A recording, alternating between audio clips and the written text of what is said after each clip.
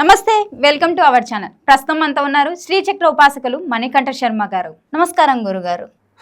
శ్రీ గురుభ్యో నమ. హరి ఓం. శ్రీ మహాదేవమయేశ్వరి అనుగ్రహడాక్షవలసిద్ధం. గురుగారు, మన పరిస్థితులు బాగలేనప్పుడు పంతులు గారి దగ్గరికి వెళ్ళి అడిగితే మీకు పితృదోషం ఉంది, ఈ పూజలు చేస్తే తొలగిపోతుంది అంటారు. నిజంగానే పూజలు చేయడం వల్ల దోషాలు తొలగిపోతాయంటారా? వాస్తవానికి జ్యోతిష్యంలో కూడా కొంతమందికి దొరకనటువంటి విధానాల్లోని పితృదోషము అనేటువంటి చెప్తూ ఉంటారు. ఈ పితృదోషము అనేటువంటిది ఎందుకు పితృదోషం ఉంది అని చెప్తూ ఉంటారు. అసలు ఈ పితృదోషానికి గల కారణాలు ఏమిటి అనే విషయానికి వస్తే కనుక, సత్యనారాయణ స్వామి వ్రతం శ్రావణ మాసంలో చేసుకోకపోతే భాద్రపదంలో చేసుకోవచ్చు, భాద్రపదంలో చేసుకోకపోతే ఆషాఢంలోనో లేకపోతే ఒక రోజు మంచి రోజు చూసి చేసుకోవచ్చు. అమ్మవారికి బోనాలు ఆషాఢంలో చేసుకోవచ్చు, ఆషాఢం కాబట్టి శ్రావణంలో చేసుకోవచ్చు. ఏదైనా సరే పుణ్య కార్యక్రమం ఒకరోజు కాదు మరో రోజు చేసుకోవచ్చు, కానీ అపర కార్యక్రమాలు అదే రోజులో చేయాలి. ఈ అపర కార్యక్రమాలు చేసేటప్పుడు చాలామంది బిజీ లైఫ్లో చేయవలసిన క్రతువును ధర్మబద్ధంగా చేయడం లేదు. కొన్ని శాఖల వారు కర్మ కార్యక్రమాలు చేస్తున్న తర్వాత ధారాపాత్ర అనేటువంటిది కట్టాలి ఇంట్లో. అంటే కర్మ పూర్తి చేసి వచ్చిన తర్వాత నవధాన్యాలన్నీ కూడా ఒక మెట్లో పెట్టి పైన ఒక ధారాపాత్ర కట్టి అందులో నీళ్లు పోస్తూ నిత్యక్రతువు చేస్తూ ఉండాలి. ఇలా నిత్యక్రతువులు చేస్తూ 9 రోజులు నిత్యక్రతువు చేయాలి, కానీ చేయడం లేదు. ఇటువంటివి పైగా మన పూర్వీకుల్ని మనం ఏ కార్యక్రమం అన్నా చెయ్యాలి అంటే ముందు నమస్కారం చేయవలసింది ఎవరికి? పూర్వీకులకు నమస్కారం చేయాలి. అలా చేయకుండా వచ్చిన ఒకవేళ మన పూర్వీకుల్ని తలుచుకోకుండా వారికి ఆ కాలం చేసిన తిథి రోజు కాకికి ఇంత పిడత పెట్టకపోయినా, పైగా అపర కార్యక్రమంలో ఏదన్నా తప్పిదములు చేసినా వాటిని పితృదోషాలుగా పరిగణన చేస్తూ ఉంటారు. దానివల్ల అనేకమైనటువంటి ఇబ్బందులు పడుతూ అవ్వలసినటువంటి పనులు కాకుండా తర్వాత జనరేషన్లో పిల్లలందరికీ కూడాను అనేక ఇబ్బందులు, చదువు సరిగ్గా రాకపోవడం, మైండ్ ఎదగకపోవడం, పిల్లవాడు ఆత్వాయిడిగా పుట్టడం, లేకపోతే వ్యాపారాలు ఎన్ని వ్యాపారాలు పెట్టినా కలిసి రాకపోవడం, ఇటువంటివన్నీ జరుగుతూ ఉంటాయి.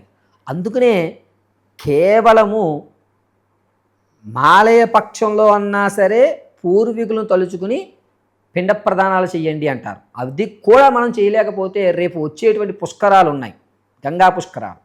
ఈ పుష్కరాల్లో ఖచ్చితంగా పిండ ప్రదానం చేయాలి. ఇలా చెయ్యకపోతే వాటిని పితృదోషంగా పరిగణన చేస్తారు.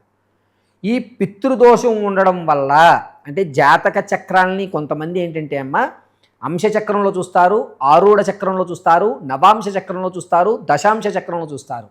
అంటే ఒక చోటకి మనం వెళ్ళాలి. ఇప్పుడు ఢిల్లీ వెళ్ళాలనుకోండి, ట్రైన్లోనే వెళ్ళాలని రూల్ ఏం లేదు. ఫ్లైట్లో వెళ్ళొచ్చు, బైక్ మీద వెళ్ళొచ్చు, బస్సులో కూడా వెళ్ళొచ్చు. ఎక్కడికి వెళ్ళినా మనం ఢిల్లీ వెళ్ళడం అనేది ప్రధానం. అలాగా ఇక్కడ మనకి ఏమవుతుంది అంటే పితృదోషము నివారణ కొరకు మనం కనీసం చనిపోయిన రోజు ఆ తిథి ఆ నక్షత్రము ఆ రోజున పెద్దవాళ్ళని స్మరించుకుంటూ కాకి పిడత పెట్టి వారికి ఇష్టమైన పదార్థాలు పెట్టడం, లేదా పుష్కర సమయాల్లో పిండ ప్రదానాలు చేయడం.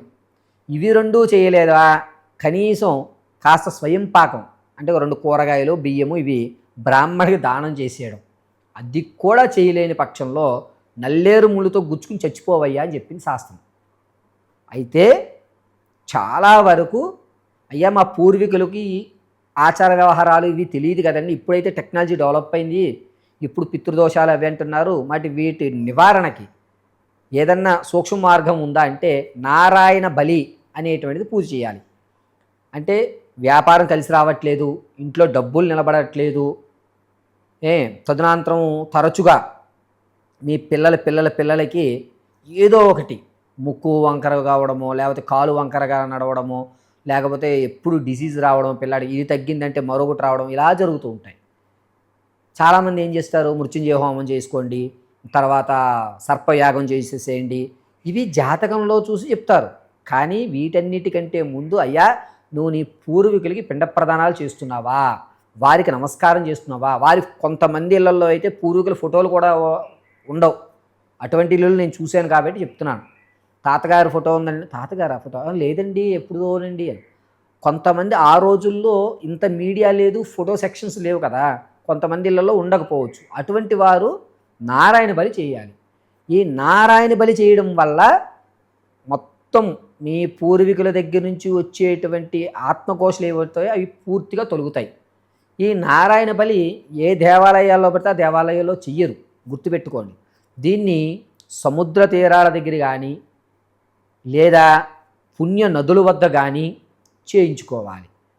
కాశీ, అదేవిధంగా గంగా, యమున, కృష్ణ, గోదావరి, నర్మదా, సింధు ఇటువంటి ప్రాంగణాల్లోనూ సముద్ర తీరాల దగ్గర చేసుకోవాలి. ఎప్పుడు చేయాలి వీటిని అంటే అమావాస్యలో వీటికి చేయడం అత్యంత శ్రేయస్కరం. గురుగారు చాలా వరకు చెప్తున్నారు అమావాస్యలోనే ఎందుకు చేయాలి పితృ కార్యక్రమాలు అని అంటే, అమావాస్య రోజు ఆత్మలకు బలాలు చేకూరుతూ ఉంటాయి. ఇప్పుడు తండ్రికి కొడుకంటే అభిమానం, కానీ తాతకి మనవడంటే వల్లమాని అభిమానం. అంటే అది ఎక్కువ, కొడుకు కంటే మనవడే ఎక్కువ, మనవరాలే ఎక్కువ, మన వంశం నిలబడుతుందిరా అన్నట్టు ఒక వ్యవస్థలో ఉంటారు. కాబట్టి ఇటువంటివన్నీ కూడాను వాళ్ళని చూసుకుని సరదా పడుతూ ఉంటారు. ఇప్పుడు ఒక కష్టం వచ్చిందనుకో, మనవడు నవ్వుతే తాతగారు ఆనందంగా ఉంటాడు. తాత బాగున్నావా అని మనవడు పిలికరిస్తే తాతగారు ఆరోగ్యం రెట్టింపు అవుతుంది. తాతకి కావలసి డబ్బులు బట్టలు కాదు, మనవడు మనవరాలు యొక్క మాటలు.